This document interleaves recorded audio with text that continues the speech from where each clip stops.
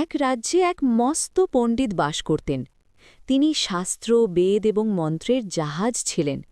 প্রতিদিন খুব ভোরে মন্দিরে গিয়ে উচ্চস্বরে কঠিন সব সংস্কৃত মন্ত্র পড়ে পূজা করতেন। তার ধারণা ছিল তার মতো শুদ্ধ উচ্চারণে আর কেউ ভগবানকে ডাকতে পারে না, তাই ভগবান কেবল তারই ওপর খুশি।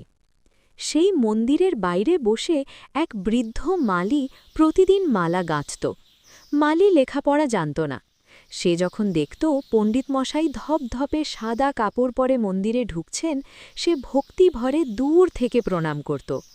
মালা গাঁথতে গাঁথতে সে শুধু অস্ফুট স্বরে বলত, প্রভু, আমি তো কিছুই জানি না, শুধু জানি তুমি আমার। এই ফুলগুলো তোমার জন্যে খুব যত্ন করে ফুটিয়েছি, তুমি নিও। বলতে বলতে তার চোখ দিয়ে জল গড়িয়ে পড়ত। একদিন রাজ্যে প্রচণ্ড ঝড় বৃষ্টি শুরু হলো। মন্দিরের প্রদীপ জ্বালাতে পণ্ডিতমশায়ের খুব দেরি হয়ে গেল। তিনি হন্তদন্ত হয়ে এসে দেখলেন মন্দিরের দরজা বন্ধ, কিন্তু ভেতর থেকে এক অদ্ভুত আলো বের হচ্ছে। তিনি উঁকি দিয়ে দেখলেন সেই অশিক্ষিত মালিটি বিগ্রহের সামনে বসে অঝরে কাঁদছে আর বলছে, আজ বৃষ্টিতে ভিজলে বুঝি তোমার খুব কষ্ট হচ্ছে, এই নাও আমার গায়ের শুকনো চাদরটা। পণ্ডিতমশাই হাসলেন এবং ভেতরে ঢুকে বললেন, আরে মূর্খ, মাটির মূর্তিকে কাপড় জড়ালেই কি ভগবান খুশি হন? পূজা করতে হয় শুদ্ধ মন্ত্রে, ভক্তি নয়, নিয়ম বড়। ঠিক সেই রাতে পণ্ডিতমশাই স্বপ্নে দেখলেন স্বয়ং ভগবান তাকে বলছেন, পণ্ডিত, তোমার মন্ত্রগুলো খুব শুদ্ধ ছিল, কিন্তু তাতে প্রাণ ছিল না, ওগুলো ছিল কেবল শব্দ।